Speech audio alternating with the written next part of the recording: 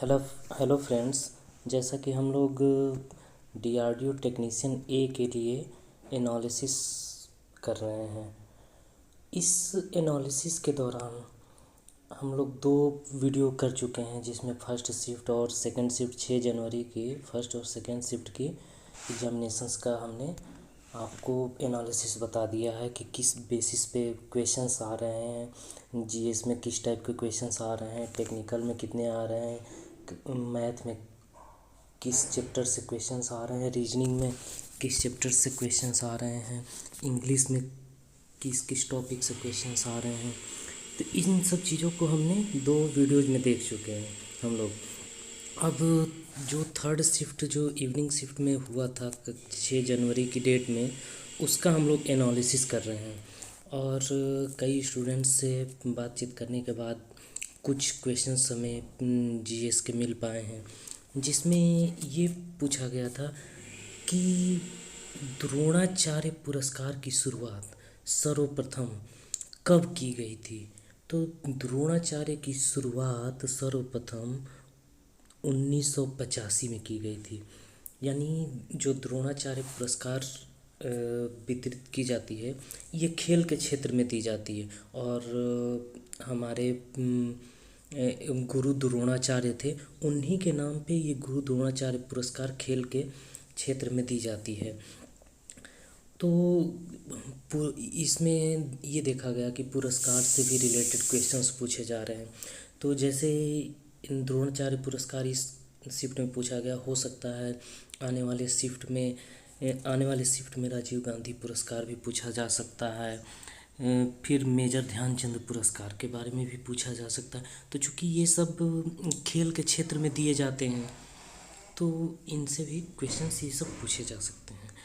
फिर हो सकता है नोबेल पुरस्कार के बारे में भी पूछा जा सकता है। तो स्टूडेंट्स, आप लोग को मेरी यही नसीहत है कि एक बार पुरस्कार से रिलेटेड थोड़ा सा कुछ क्वेश्चंस को देख लीजिएगा, कब शुरुआत हुई, किस क्षेत्र में दी जाती है। तो इस प्रकार इससे हो गया। अब रही करेंट अफेयर्स से रिलेटेड, तो ये द्रोणाचार्य पुरस्कार हम लोग देख लिए। फिर अब रही करेंट अफेयर्स से रिलेटेड, फिर से हम लोग आगे आते हैं। तो ये देखें कि वर्तमान में भारत के रक्षा मंत्री कौन है। तो वर्तमान में भारत के रक्षा मंत्री राजनाथ सिंह हैं। तो करेंट अफेयर से रिलेटेड पूछे जा रहे हैं। हो सकता है पूछ दे वर्तमान में ये वित्त मंत्री कौन है। तो इस तरह से ये कैबिनेट मंत्री का आप लोग एक बार स्टडी कर लीजिएगा, ताकि में भी हो सकता है कैबिनेट मंत्री जो हैं उनसे क्वेश्चन पूछे जा सकते हैं। फिर आगे क्वेश्चन पूछा गया, विश्व पर्यावरण दिवस कब मनाया जाता है। विश्व पर्यावरण दिवस 5 जून को मनाया जाता है। तो इस तरह से दिवस पे भी हो सकता है पूछा जा सकता है। हाँ, एक आगे क्वेश्चंस ये पुष्पों का अध्ययन, है ना। पुष्पों का अध्ययन यानी जो भी हम सब्जेक्ट्स का अध्ययन करते हैं, उन सब से भी रिलेटेड पूछे जा रहे हैं क्वेश्चन। तो पुष्पों का अध्ययन एंथोलॉजी कहलाता है। पुष्पों का अध्ययन एंथोलॉजी कहलाता है। तो अभी पूछा गया है पुष्पों से रिलेटेड, हो सकता है पीसी कल्चर में जो है किसका अध्ययन किया जाता है, इस तरह का भी क्वेश्चन पूछा जा सकता है। तो पीसी कल्चर में मत्स्य पालन से रिलेटेड उसका अध्ययन किया जाता है, मत्स्य के बारे में। फिर हो सकता है सेरीकल्चर के बारे में पूछ दे, सेरीकल्चर होता क्या है। तो ये रेशम कीट पालन से रिलेटेड अध्ययन होता है, उसमें ये सेरीकल्चर में अध्ययन किया जाता है। हो सकता है एपी कल्चर के बारे में पूछ दे, एपी कल्चर में मधुमक्खी पालन के बारे में अध्ययन किया जाता है। तो इस तरह से अध्ययन से रिलेटेड जितने भी टॉपिक्स हैं, उसको भी एक बार आप लोग ध्यान दे दीजिए। अब आगे क्वेश्चन, आर्य समाज की स्थापना। तो आर्य समाज की स्थापना, पहले तो हम ये जाने कि आर्य समाज की स्थापना कौन किया था, कब हुआ था। तो 1875 ईस्वी में स्वामी दयानंद सरस्वती के द्वारा किया गया था। और इसकी स्थापना जो है मुंबई में की गई थी, लेकिन इसका हेड क्वार्टर पूछा जाए तो हेड क्वार्टर नई दिल्ली में है। हेडक्वार्टर कहाँ है? नई दिल्ली में है। तो हो सकता है ये आर्य समाज अभी पूछा है, तो कभी हो सकता है प्रार्थना समाज भी पूछ दे, ब्रह्म समाज भी पूछ दे कि इसकी स्थापना कौन किया था, कब किया गया था। तो प्रार्थना समाज का हो पूछ दे तो इसमें आत्माराम पांडुरंग हो सकता है, मतलब इस तरह का क्वेश्चंस पूछा जा सकता है।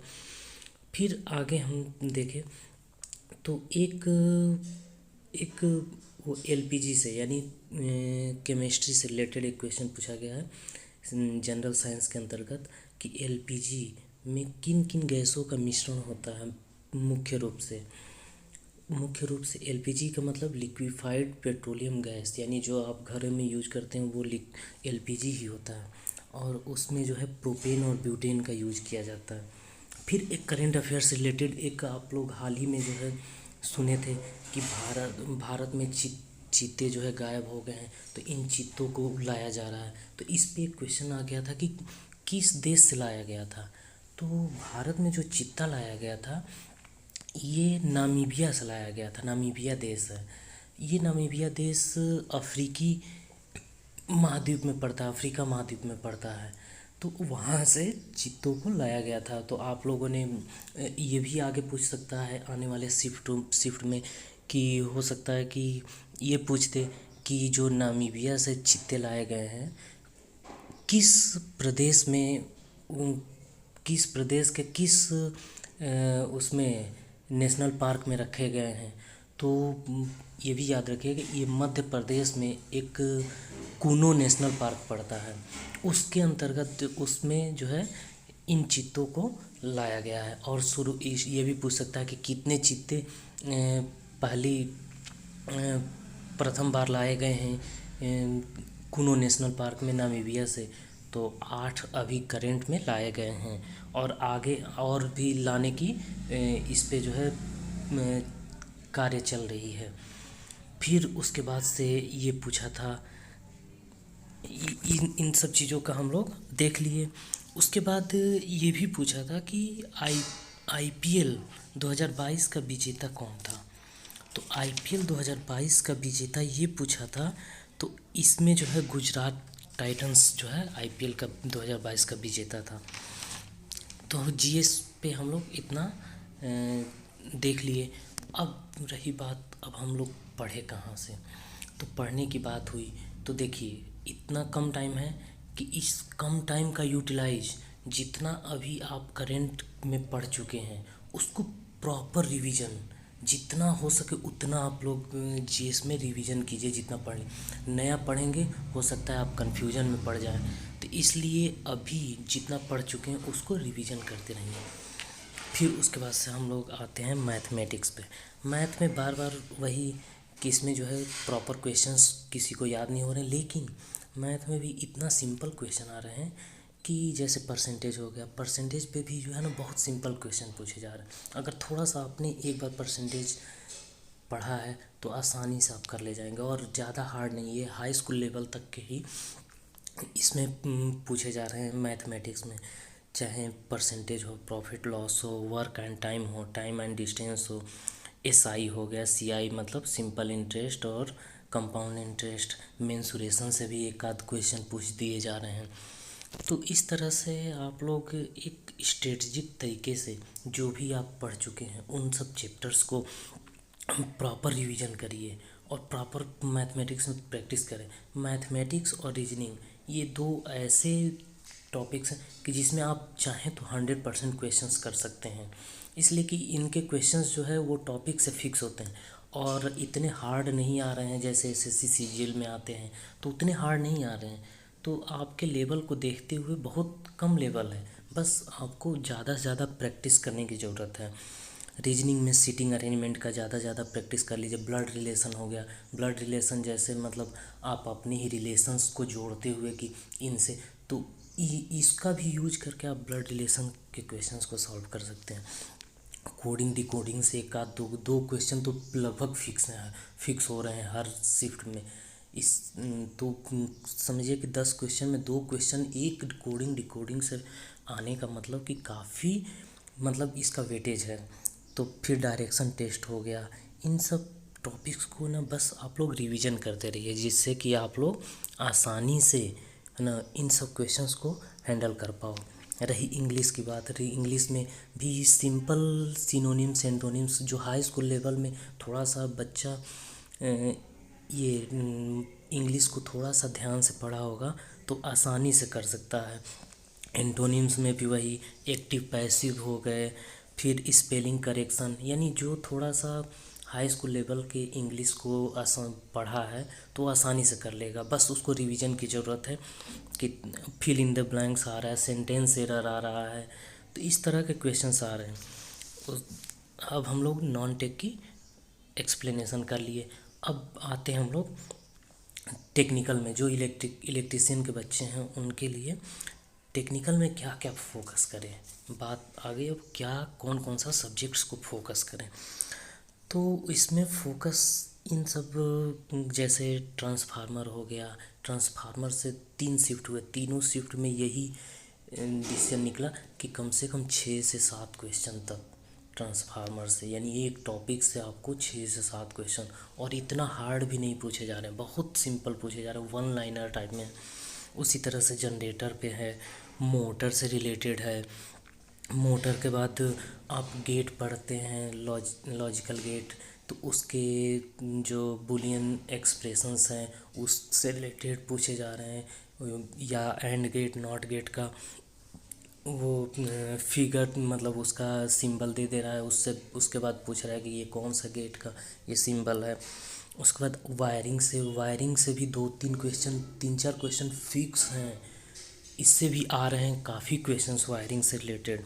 फिर बैटरी, मैं बार बार आप लोगों को कौन कौन से टॉपिक पे ज़्यादा जोर मैंने दिया है, और उन्हीं सब टॉपिक्स को बार बार पूछे जा रहे हैं, चाहे फर्स्ट शिफ्ट हो चाहे सेकंड हो। ये थर्ड का मैं एनालिसिस कर रहा हूँ, तो इन थर्ड शिफ्ट में भी बैटरी के क्वेश्चन 3-4 क्वेश्चन मिल रहे हैं। अब बहुत सिंपल है, बहुत सिंपल क्वेश्चंस आ रहे हैं। रेजिस्टेंस यानी वो पैरेलल सीरीज हो गया, फिर पैरेलल सर्किट, सीरीज सर्किट, इन सब चीज़ों को थोड़ा सा एक बार न्यूमेरिकल्स को, छोटे छोटे न्यूमेरिकल्स आ रहे हैं, इनको जो है एक बार ध्यान दे दीजिएगा।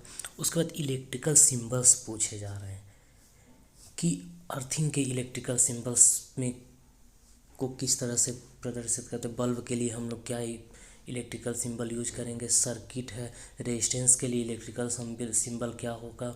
तो इस तरह के क्वेश्चंस जो है बार बार पूछे जा रहे हैं, तो इस पे अब आप लोगों को बार बार रिवीजन, और जितने भी स्टूडेंट्स से बात मैंने किया वहाँ पे यही उनका बताने का ये तरीका है कि सर जितने आने वाले बच्चे हैं उनके लिए अगर आपने वीडियो बना रहा है, आप वीडियो बना रहे हैं, तो बस एक ही चीज़ को उनको बताइए फोकस करने के लिए, कि वो जितने टेक्निकल क्वेश्चंस है प्रीवियस ईयर के जितने क्वेश्चंस है वन लाइन, उसको पूरी तरह जो है प्रिपेयर कर लें। प्रीवियस ईयर जीएस में भी लगभग प्रीवियस ईयर से, मैथमेटिक्स हो गया, रीजनिंग हो गया, इंग्लिश, तो previous year question same to same भले ना आए, लेकिन उसके बेस पर ये आपको लगेगा कि हाँ इसके बेसिस पे जो है हम कर लेंगे। मैथमेटिक्स में तो सेम टू सेम आ नहीं सकता, उसमें हो सकता है थोड़ा सा डिजिट नंबर्स कोई चेंज कर दे, रहेगा सेंटेंस का मीनिंग वही, लेकिन उसमें केवल डिजिट्स हो सकता है कम कर दे, उसमें डिजिट्स को बढ़ा दे या चेंज कर दे, तो यही सब क्वेश्चंस आते हैं। ज़्यादा आप लोगों को लगता होगा कि यार ये हर शिफ्ट में बदल बदल के क्वेश्चन आ रहे हैं, तो ऐसा नहीं है। क्वेश्चन का स्वरूप जो है बदलेगा नहीं, बस उसमें अंक वो चेंज कर दिए जाएंगे, क्वेश्चन के स्वरूप वही रहेंगे। इसलिए मैं आपको ये चीज़ें बता रहा हूँ कि मैथमेटिक्स और रीजनिंग ये ऐसे 2 सब्जेक्ट हैं जिस पे आप 100% क्वेश्चंस को कर सकते हैं, बस थोड़े से प्रयास से। तो मैं यही कहूँगा कि आप लोग अब अपना प्रयास जो आगे जा रहे हैं शिफ्ट को देने के लिए, अभी 11 तारीख तक आपका एग्ज़ाम्स होना है, तो जिनका भी आगे आने वाले समय में पेपर्स है उसको जो है वो लोग खासकर ध्यान दें कि जितने शिफ्ट के मतलब या हैं इस एनालिसिस को देखते हुए अपने प्रीवियस ईयर क्वेश्चंस पे ज़्यादा से ज़्यादा ध्यान दें। प्रीवियस ईयर क्वेश्चंस जो है ना आपको काफ़ी हेल्पफुल हो सकते हैं, इसलिए कि प्रीवियस ईयर क्वेश्चंस हर एग्ज़ाम्स में प्रीवियस ईयर क्वेश्चंस के अधिकतर क्वेश्चंस आते हैं। तो आप स्टूडेंट्स से यही हमारी बार बार विनती है कि आप लोग प्रीवियस ईयर क्वेश्चन को न भूलें, उसको कम से कम ध्यान दें। और करेंट अफेयर्स में रही बात, तो छोटे छोटे क्वेश्चंस को थोड़ा सा देख लेंगे करेंट अफेयर्स के। जैसे इसी बार पूछ दिया था श्रीलंका के प्रधानमंत्री कौन है, फिर अभी चीता पे पूछ दिया था, फिर पूछ दिया था कि भारत के रक्षा मंत्री इस समय कौन है। तो हो सकता तो कैबिनेट मंत्री जो हैं उनका एक बार देख लीजिएगा, कैबिनेट मंत्री से रिलेटेड, ताकि हो सकता है आने वाले शिफ्ट में भी पूछ दे। फिर अभी करेंट में यहाँ पे ये अभी पाकिस्तान में भी जो है प्रधानमंत्री बदले हुए हैं, तो लगभग 6 महीने के अंडर का पूछता है लगभग, तो वहाँ का भी हो सकता है पूछ दे। तो जिनको नहीं पता वो भी अपना ध्यान दे लेंगे। तो करेंट को 1-2 क्वेश्चन आ रहे हैं, तो इसको भी थोड़ा सा आपको ध्यान देना है। और प्रीवियस ईयर क्वेश्चंस को आप लोग प्रैक्टिस करिए। और जीएस में रही बात, तो जीएस में भी जो प्रीवियस ईयर क्वेश्चंस है, जैसे कुछ बता दिए दिवस हो गए, पुरस्कार से रिलेटेड कुछ पुस्तक को पढ़ लीजिए, कुछ समाज सुधारक का पढ़ लीजिए, कुछ जैसे पीछे वाले शिफ्ट में भी पूछे गए थे। जैसे साइंस के भी क्वेश्चंस काफ़ी पूछे जा रहे हैं, साइंस के भी।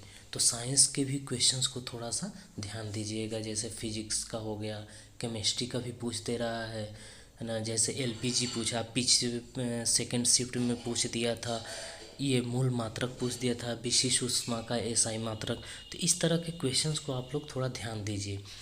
और इसके आगे मैं आप लोगों को, जो लोग आगे एग्ज़ाम्स देने जा रहे हैं, उनके लिए बेस्ट ऑफ लक। और आपको मेरा चैनल पसंद आ रहा है तो आप लोग जो है इस चैनल को और प्रमोट करें, ताकि और हमारा जो है मनोबल बढ़े और आप लोगों के हेल्प के लायक जो है हम और ज़्यादा से ज़्यादा वीडियो प्रोवाइड करा सकें।